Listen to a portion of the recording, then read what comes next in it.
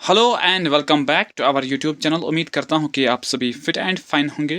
तो ऑलरेडी हम इस सीरीज़ में डिफरेंट कंप्यूटर और plus GSF Jammu and Kashmir के क्वेश्चन डिस्कस कर रहे हैं। और सबसे जो इम्पॉर्टेंट बात है कि हम क्या हैंड रिटन मटेरियल इसमें यूज़ कर रहे हैं, ठीक है। चाहे पीडीएफ हो, क्वेश्चन हो, सब हैंड रिटन है, ठीक है। लेकिन बहुत ही एडिशनल फैक्ट्स इसमें होते हैं, तो आप इन एडिशनल फैक्ट्स को अपने नोट्स में आपको ऐड करने हैं, ठीक है, राइट। तो आज हम पहले क्वेश्चन से स्टार्ट करेंगे, लेकिन स्टार्ट करने से पहले अगर आप हमारे चैनल पे नए हैं तो चैनल को पहले सब्सक्राइब करो and then share the video with your friends. So let's come to the first question. First question क्या है? The speed of the CPU that is the central processing unit is measured in which in dash which represents as CPU cycle. देखो question क्या है कि speed of the CPU हम किस में major कर रहे हैं, ठीक है। तो वो हम मेजर कर रहे हैं हर्ट्स में। तो आंसर क्या होगा? Option number B. अब ये जो सीपीयू है ये एक इंपॉर्टेंट कंपोनेंट है किसका? कंप्यूटर सिस्टम का। और इसको कहा जाता है ब्रेन ऑफ कंप्यूटर या इलेक्ट्रॉनिक ब्रेन ऑफ कंप्यूटर। और ये जो सीपीयू है that is a central processing unit, इसके कुछ पार्ट्स और होते हैं।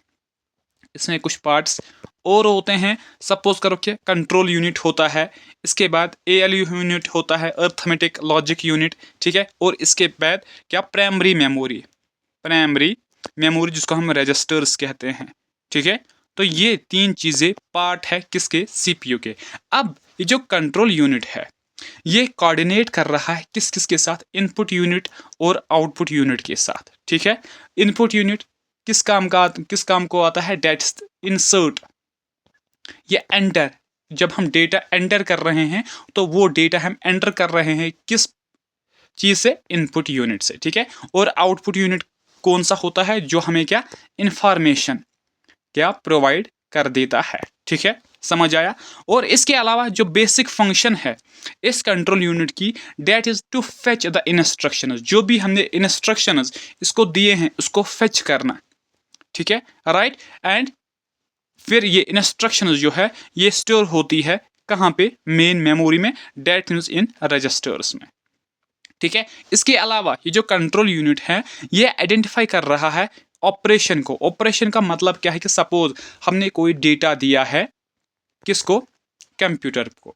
तो अब इस डेटा पे कौन सी ऑपरेशंस, इस डेटा को करना क्या है? क्या इसमें एडिशन करना है, सब्ट्रैक्शन करना है, कंपैरिजन करना है? जो भी चीज़ें करना है तो वो उस डिवाइस को क्या अलर्ट कर रहा है कि ये आपका काम है। सपोज कि जिस तरह एक ह्यूमन का ब्रेन होता है, तो जब हमें कोई काम करना होता है, सपोज कि हमें लिखना है, तो हम किससे लिखेंगे? तो हमारा जो ब्रेन है वो हमारे हैंड को अलर्ट कर रहा है कि ये आपका काम है। इसी तरह अगर हम कंप्यूटर में कोई इनपुट दे रहे हैं कि इस इनपुट पे आपको ये फंक्शन करना है, तो वो जो सीपीयू है वो उस चीज़ को क्या, उस पार्ट को अलर्ट कर रहा है कि आपको ये काम करना है बाय जनरेटिंग कंट्रोल सिग्नल्स, ठीक है। समझ आया? तो फिर ये सीपीयू क्या कर रहा है? जनरेट कंट्रोल सिग्नल्स, ठीक है, राइट। आई थिंक आपको समझ आया होगा। यही खासियत है इस सीरीज का।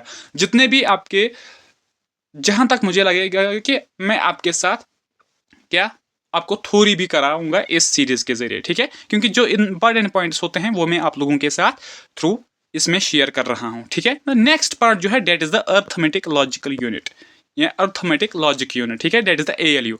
इसकी जो बेसिक वर्क्स है that is the logical operations को परफॉर्म कर देना है, एंड नॉट और जार, ये लॉजिकल ऑपरेशंस है, इनको परफॉर्म करना है। अर्थमेटिक ऑपरेशंस आपको एडिशन भी यही करके देगा, सब्ट्रैक्शन भी, मल्टीप्लिकेशन भी एंड डिवीजन भी। और इसके अलावा जो इंपॉर्टेंट है that is the bit shifting operations, ये शिफ्ट कर रहा है या रोटेट कर रहा है words by specified numbers of bit, ठीक है, राइट। देन नेक्स्ट इसके अलावा ये क्या कर रहा है? Comparison operations. आपको अगर कंपैरिजन करना है greater than, less than, equal to, तो ये भी काम कौन करके दे रहा है? That is the ALU unit, ठीक है। और ये जो एएलयू है ये यूज कर रहा है रजिस्टर्स को, जो प्राइमरी मेमोरी है उसको यूज कर रहा है किस चीज के लिए? होल्ड द डेटा, डेटा को होल्ड करने के लिए, ठीक है। तो फाइनल में है क्या है? मेमोरी वाला पार्ट और मेनली रजिस्टर्स। और ये जो रजिस्टर्स है ये स्टोर कर रहे हैं प्रोग्राम्स या instructions for the temporary basis. देखो कि सीपीयू किसी पे काम कर रहा है, किसी इंस्ट्रक्शन पे काम कर रहा है, तो वो इंस्ट्रक्शन सेव होती है इन्हीं रजिस्टर्स में। दैट मीन्स कि सीपीयू को क्या क्विक एक्सेस होता है इन रजिस्टर्स पे। ठीक है, राइट। चलते हैं आगे नेक्स्ट पे, आ जाओ नेक्स्ट क्वेश्चन पे। नेक्स्ट क्या है? Next is the first barcode system was developed by. जो फर्स्ट बारकोड सिस्टम है, अब पहले हम बात करेंगे ये बारकोड क्या है। बारकोड बताओ ये क्या है? ये एक क्या इनपुट डिवाइस है। ठीक है, जो बारकोड को क्या स्कैन करके हमें इंफॉर्मेशन प्रोवाइड कर रहा है। नाउ द क्वेश्चन इज कि किसने इसको डेवलप किया था? That was the Norman Joseph Woodland. तो ऑप्शन नंबर ए हमारा करेक्ट आंसर हो जाएगा। लेकिन कब इसको डेवलप किया गया था? 1952 में। ठीक है, ये एडिशनल चीजें हैं, इनको आप याद रख लेना। ठीक है, चलते हैं आगे नेक्स्ट पे। नेक्स्ट क्या है? Next is which are the following options correctly defines a firewall in the context of computing. देखो फायरवॉल, कंप्यूटर के दुनिया में ये फायरवॉल क्या है? कौन सा ऑप्शन क्या डिफाइन कर रहा है इस फायरवॉल को? फर्स्ट ऑप्शन क्या है? It is the name of a software. ये एक सॉफ्टवेयर का नाम है, ये पहला ऑप्शन है। Second is it is a hardware device. ये क्या है? हार्डवेयर डिवाइस है, ये सेकंड ऑप्शन है। थर्ड क्या है? It is a combination of both software and hardware. ये कॉम्बिनेशन है, ये सॉफ्टवेयर भी है और हार्डवेयर भी है। ठीक है, टू परमिट और deny network transmission based on A set of rules. और इसका जो काम क्या है? डेट इज कि ये सपोज करो कि ये हमारा क्या कंप्यूटर सिस्टम है, इसमें बहुत सारे नेटवर्क्स आती भी है और यहाँ से जाती भी है आउटपुट के हिसाब से। ठीक है, और जो हमारे यहाँ पे इनपुट जो आने वाली इंफॉर्मेशन होती है या इंस्ट्रक्शंस होती है, उनको ये देखता है कि इनमें से सही कौन सी है, कौन सी एक वो है जो डैमेज नहीं करेगी। तो इस चीज़ को ये अलो कर रहा है। जो डैमेज करेगी उसको ये क्या कर रहा है? इसको डिनाई कर रहा है। तो ये काम है किसका? फायरवॉल का। डेट मीन्स ये हमारे कंप्यूटर को क्या प्रोटेक्ट कर रहा है? प्रोटेक्ट कर रहा है किस चीज़ से? किस चीज़ से?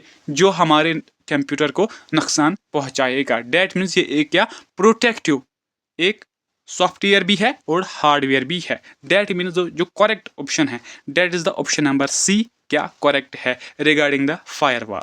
ठीक है, ये क्या है? ये सॉफ्टवेयर भी है और हार्डवेयर भी है जो हमारे डिवाइस को क्या प्रोटेक्ट कर रहा है, जो परमिशन दे रहा है उन चीज़ों को जो हमारे लिए क्या यूजफुल है, जो हमें नुकसान नहीं पहुंचाएंगे, और डिनाई कर रहा है उन चीज़ों को जिन पे उसको लगेगा इनमें क्या मैलिशियस चीज़ें हैं, वो चीज़ें हैं जो क्या हमें नुकसान दे सकते हैं, उनको डिनाई कर रहा है। ठीक है, चलते हैं आगे नेक्स्ट पे। क्या है next question? Next is the F7 key is commonly used in Microsoft programs such as Microsoft Word and Outlook etcetera for. देखो जो F7 की है डेट इज द फंक्शन की 7। फंक्शन की 7 क्या है? इसका यूज क्या है? कहाँ पे? माइक्रोसॉफ्ट वर्ड में या माइक्रोसॉफ्ट आउटलुक में। इसका फंक्शन क्या है? That is the checking spelling and grammar. ठीक है, तो हमारे पास जो फंक्शन कीज होती है, फंक्शन कीज जो होती है ये F1 से F12 तक है। ठीक है, F12 तक है और ये ऐसी कीज है कि जिनकी कोई फिक्स्ड फंक्शन नहीं है। डेट मीन्स डिफरेंट सॉफ्टवेयर्स में ये परफॉर्म कर रहे हैं डिफरेंट फंक्शंस। ठीक है, इसलिए क्वेश्चन में पहले ही दिया गया है कि माइक्रोसॉफ्ट वर्ड और माइक्रोसॉफ्ट आउटलुक जो है इनमें इसका काम क्या है? फंक्शन की 7 का। ठीक है, डेट मीन्स ये डिफरेंट सॉफ्टवेयर्स में डिफरेंट काम अंजाम देते हैं। ठीक है, राइट। चलते हैं आगे, आ जाए नेक्स्ट पे। नेक्स्ट क्या है? Which are the following consists of an electronic writing area and a special pen that works with it। देखो इनमें से वो कौन सा एक क्या है? इलेक्ट्रॉनिक चीज है वो। ठीक है, और इलेक्ट्रॉनिक राइटिंग इनमें से कौन सा एक यहाँ पे एक डिवाइस है? ठीक है, जिसमें एक क्या एरिया होता है वो राइटिंग के लिए यूज किया जाता है और उसके साथ अपना एक पर्टिकुलर पेन भी होता है, तो उसको हम क्या कहते हैं? लैपटॉप में भी ये होता है, ठीक है, लैपटॉप में भी ये होता है। और इस चीज़ को हम कहते हैं क्या, ग्राफिक्स टैबलेट। क्या कहते हैं, ग्राफिक्स टैबलेट। और ये ग्राफिक्स टैबलेट क्या है, ये एक इनपुट डिवाइस है। ट्रैक बॉल क्या है, ये भी एक इनपुट डिवाइस है। प्लॉटर क्या है, ये एक टाइप का क्या है, प्रिंटर है। क्या है, प्रिंटर है। And printer is an output device. क्या है, आउटपुट डिवाइस। ठीक है, तो आंसर क्या होगा, आंसर होगा ऑप्शन नंबर डी। ठीक है, राइट, चलते हैं आगे। क्या है next, next is the meaning of Rajatarangini is. Rajatarangini का मतलब क्या है, तो राजतारंगनी का मतलब जो है that is the river of kings. River of kings will be the correct answer. अब जो ये राजतारंगनी है, ये एक इंपॉर्टेंट सोर्स है। क्या है, इंपॉर्टेंट सोर्स है फॉर द हिस्ट्री ऑफ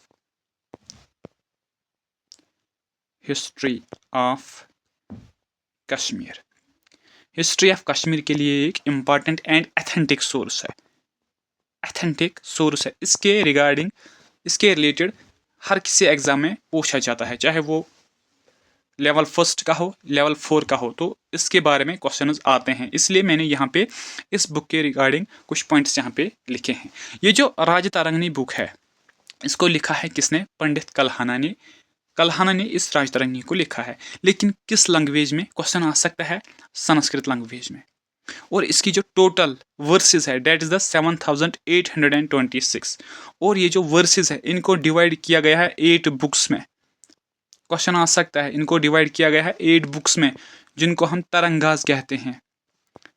तरंगाज या वेव्स भी आपको देखने को मिलेगा। ठीक है, राइट, ये चीज़ें याद रखो। लेकिन पंडित कल्हाना ने इसको किसके टाइम पे कंपाइल किया था, तो at the time the ruler was Jayasimha, जो बिलोंग कर रहा है एक डायनास्टी थी जिसको हम लोहारा डायनास्टी कहते हैं। और कब कंप्लीट किया था, 1148 से 1150।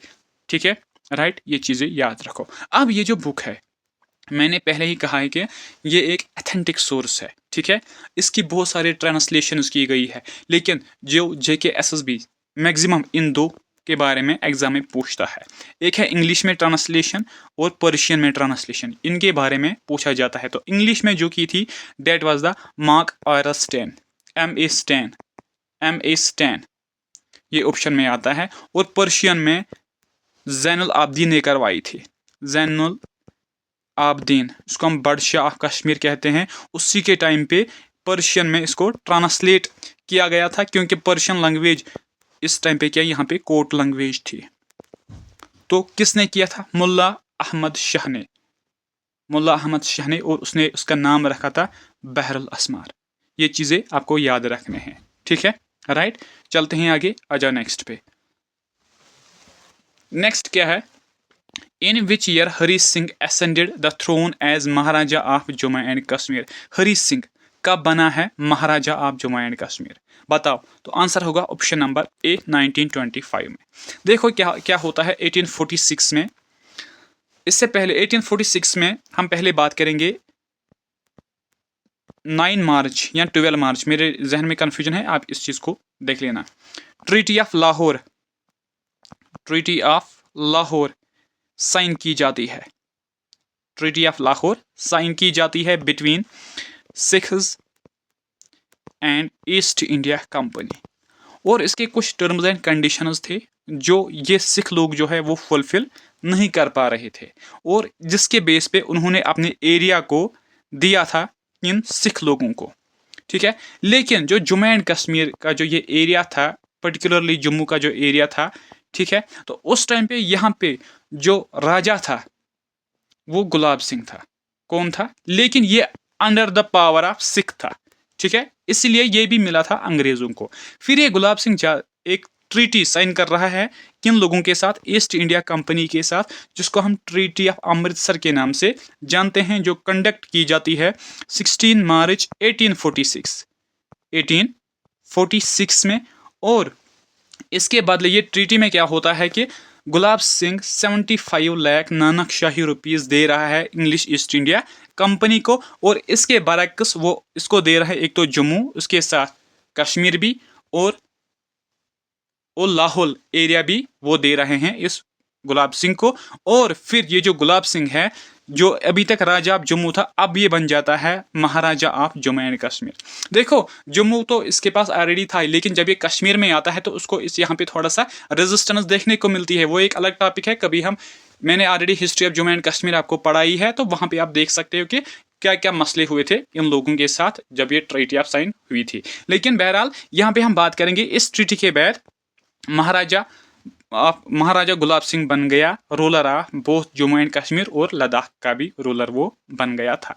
और ये जो डायनास्टी है, फिर ये डायनास्टी रही है 1846 से लेकर 1952 तक, और कहीं कहीं पे आपको 1947 का डेट भी देखने को मिलेगा। इसका जो फर्स्ट रूलर था वो था गुलाब सिंह। गुलाब सिंह इनके बारे में पूछा जाता है, ठीक है। गुलाब सिंह। सेकंड कौन था? रणबीर सिंह। फिर कौन था? प्रताप सिंह। ये आप याद रख लेना, कौन था? प्रताप सिंह। और लास्ट वाला था हरी सिंह। फिर यही इंस्ट्रूमेंट ऑफ एक्सेशन साइन कर रहा है इंडिया के साथ, ठीक है, राइट। तो आंसर क्या होगा? 1925। चलते हैं आगे नेक्स्ट पे, आ जाओ। तो नेक्स्ट क्या है? Who among the following is called father of Dogri? Father of Dogri किसको कहा जाता है? For his pivotal role in the revival and resurgence of the Dogri language. Father of Dogri किसको कहा जाता है? उसके काम को देखते हुए उसने कितना मेहनत किया है इस डोगरी लैंग्वेज को क्या रिवाइव करने के लिए, इसको फैलाने के लिए, इसको नया एक मोड़ देने के लिए, किसको फादर ऑफ डोगरी कहा जाता है? That is the Ramnath Shastri ji. तो इसको कहा जाता है फादर ऑफ डोगरी। और ये जो रामनाथ शास्त्री जी है, इसको मिला है 2001 में साहित्य एकेडमी फेलोशिप अवार्ड। ये इंपॉर्टेंट चीज है, इसको याद रख लेना, ठीक है, राइट। चलते हैं आगे, आजा नेक्स्ट पे। नेक्स्ट क्या है? What is the time period of chill बच्चा इन जम्मू एंड कश्मीर? क्वेश्चन क्या है? चिल बच्चा का टाइम पीरियड क्या होता है जम्मू एंड कश्मीर में? That is the 10 days. ये 10 डेज का पीरियड होता है। देखो अगर हम लोकली बात करेंगे, जो विंटर होता है कश्मीर में, वो 3 फेजेस में डिवाइड किया गया है। फेज जो 1 है उसको हम कहते हैं क्या? चिलाई कलान, जो 21 दिसंबर से स्टार्ट होकर 30 जनवरी या 28 या 29 जनवरी तक होता है। ऑलमोस्ट ये 40 डेज का यहाँ पे होता है। और इसमें जो बहुत ज़्यादा सर्दी होती है और इसको हार्श पीरियड कहा जाता है। ये सबसे क्या हार्श पीरियड होता है। इसके बाद चिल खुर्द आता है, 20 डेज का पीरियड होता है। इसमें से थोड़ी सी चेंजेस आती है, लेकिन होता भी ये भी हार्श है, ठीक है। तो फिर आता है चिल बच्चा, जो 10 डेज का पीरियड होता है, ठीक है, राइट। तो अगर हम यहाँ पे चिलाई कलान ये यहाँ से यहाँ तक स्टार्ट हुआ था। चिल खुर्द की अगर हम बात करेंगे तो ये स्टार्ट होता है 1 फरवरी से 20 फरवरी तक, क्योंकि 20 दिनों का होता है, ठीक है। चिल बच्चा फिर फाइनल के 10 दिन, डेट मीन्स फरवरी के लास्ट डेज जो होते हैं उनको हम कहते हैं क्या?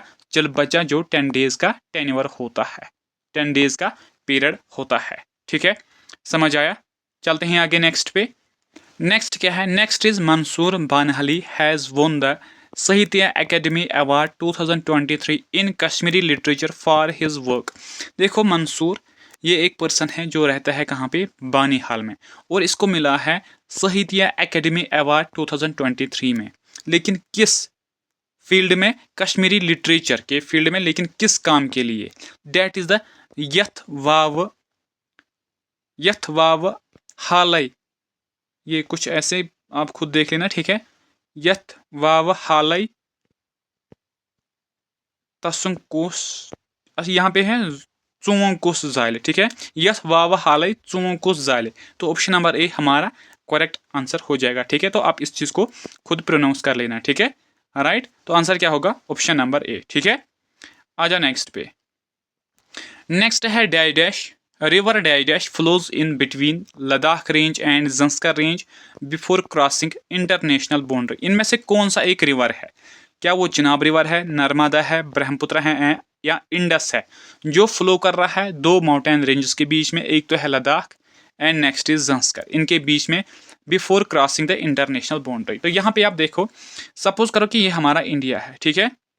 आप सपोज मान के चलो कि ये हमारा इंडिया है, ठीक है। यहाँ पे चाइना वाला रीजन है, तो यहाँ से एक रिवर ऑरिजिनेट होता है जिसको हम कहते हैं इंडस। तो पहले हम आंसर करेंगे इंडस। तो ये यहाँ से निकलता है, फिर ये यहाँ पे इंटरनेशनल बाउंड्री पास करके लद्दाख में एंटर होता है।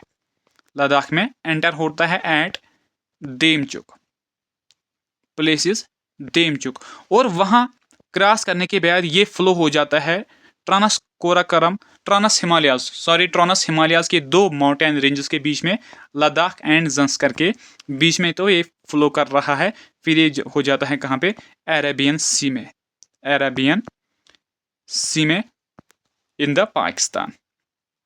पाकिस्तान से ये होकर अरेबियन सी में ये फिर पहुंच जाता है। तो आंसर क्या होगा, इंडस रिवर, जो कहाँ से निकलता है, तिब्बत में बुखारचू ग्लेशियर से, बुखारचू ग्लेशियर से, ठीक है। चिनाब रिवर की अगर हम बात करेंगे, ये कहाँ से निकलता है, हिमाचल प्रदेश से, ठीक है। वहाँ पे चंद्रा एंड बागा दो ट्रिब्यूटरीज निकलती है, और इसको हम क्या कहते हैं, मून रिवर भी, मून रिवर भी इसको कहा जाता है, ठीक है। एसिकनी इसका एंशंट नेम है, एसिकनी, ठीक है। नर्मदा रिवर जो कहाँ से निकलता है, अमरकंटक, अमरकंटक प्लेटो से, और ड्रेन कहाँ पे होता है, अरेबियन सी में। ब्रह्मपुत्र रिवर जिसको हम यारलुंग सांगपो के भी नाम से भी जानते हैं, ठीक है। रेड रिवर भी कहते हैं, ठीक है। कहाँ से निकलती है, तिब्बत से ये निकलती है, फिर यहाँ से इस तरह ये बे ऑफ बंगाल में क्या ड्रेन होती है, ठीक है। और किस ग्लेशियर से निकलती है, चमयंगडुंग ग्लेशियर से ये निकलती है, ठीक है, राइट। तो friends, this was all about today's class. I hope आपको ये क्लास अच्छा लगेगा, एंड अच्छा लगने के साथ साथ आपको बहुत सारी नई चीज़ें भी देखने को मिलेंगी, ठीक है। इसके अलावा अब आप एक काम कर लेना, अगर आप चैनल पे नए हैं तो चैनल को सब्सक्राइब करो और वीडियोस को अपने दोस्तों के साथ शेयर करो। Thank you so much, have a great day.